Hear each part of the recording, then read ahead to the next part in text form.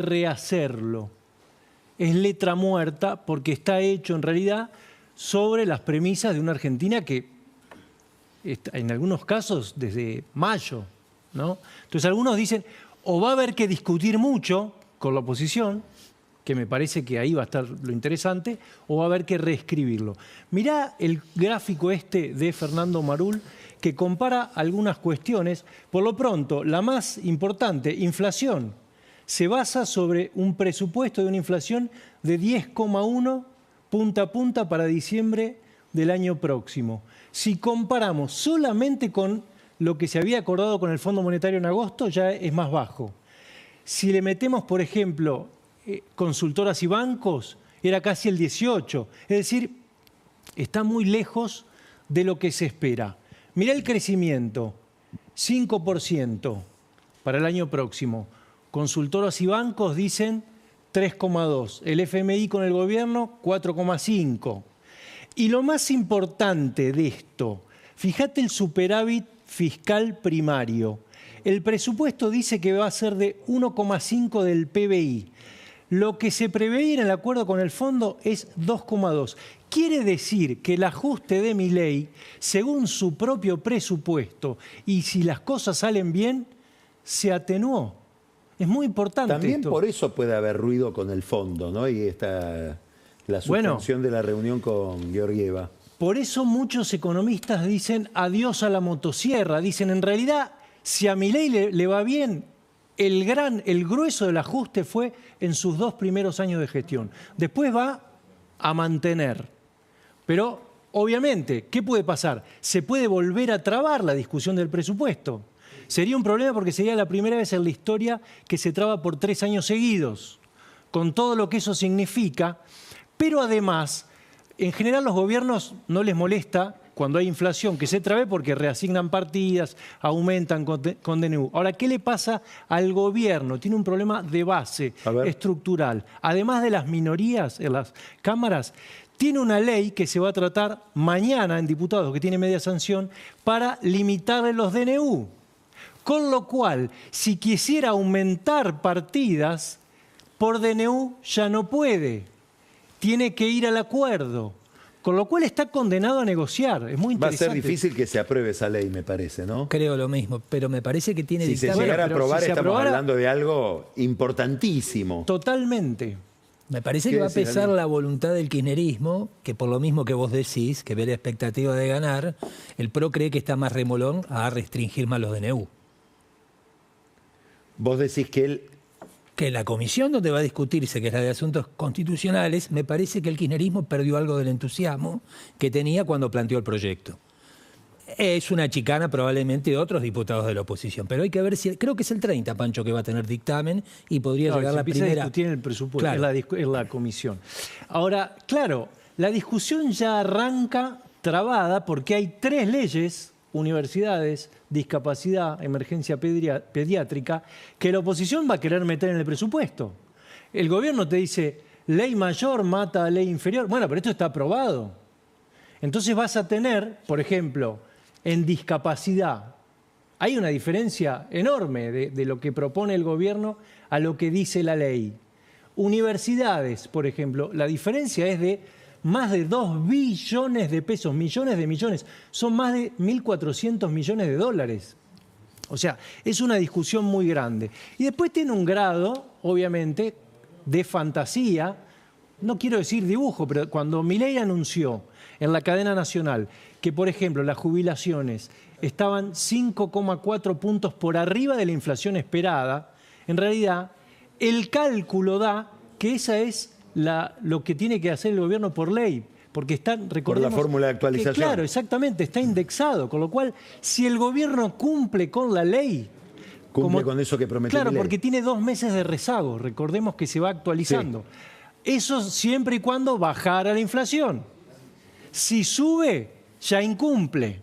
Entonces, ahí vas a tener varias cosas. Ahora vamos a ver algunas de las perlitas que tiene... Bueno, con el Garrahan pasa lo mismo.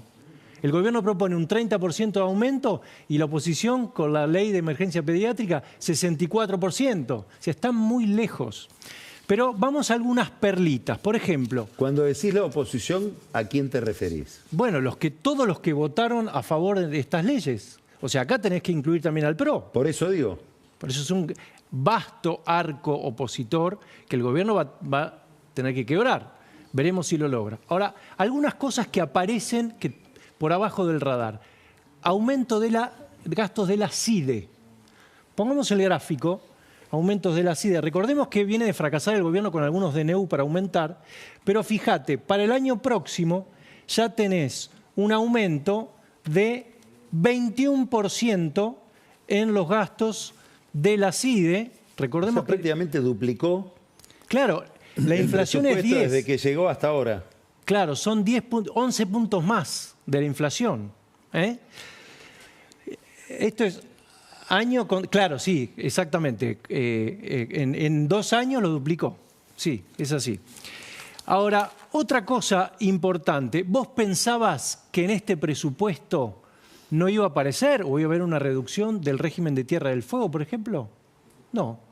Está intacto. El gasto tributario prácticamente se mantiene. Que está en el acuerdo con el fondo que había que reducirlo. Claro, que empezar a desmantelar el régimen. No sé si ahora en las negociaciones con el Tesoro no va a haber algo de eso. Es que ahora... Con el Tesoro de Estados Unidos. Claro, es que seguramente ahí te metés otro actor importante. Pero ¿te acordás del Fondo para la Ampliación de la Matriz Productiva Fueguina, mediante el cual Nicolás Caputo iba a hacer un emprendimiento turístico? Todo eso sigue. Ese fideicomiso sigue, junto a otros 7 fideicomisos. Sí, que hablaste de eso con mucho detalle. Bajas de impuestos no hay. Caputo se quiere ir de Tierra del Fuego, ¿no? Eso dicen. Cuando empezaron a sacar algunos beneficios, etcétera, dijo yo. En la parte turística aparentemente no. Ahora, bajas de impuestos no hay. Veremos qué pasa con las retenciones después de estos 40 días. Y hay otra cosa interesante. Un economista me decía, un supercanuto, otros gastos administrativos. ¿Qué es eso? Otros gastos, otras asistencias financieras se llama. Se usa para tapar baches, pero son 6 billones de pesos, es decir, más de 4.000 millones de dólares que el gobierno puede usar o para cubrir desfases, para negociar con gobernadores. Lo va a necesitar el gobierno si está en minoría y, como decimos, queda atado de pies y manos.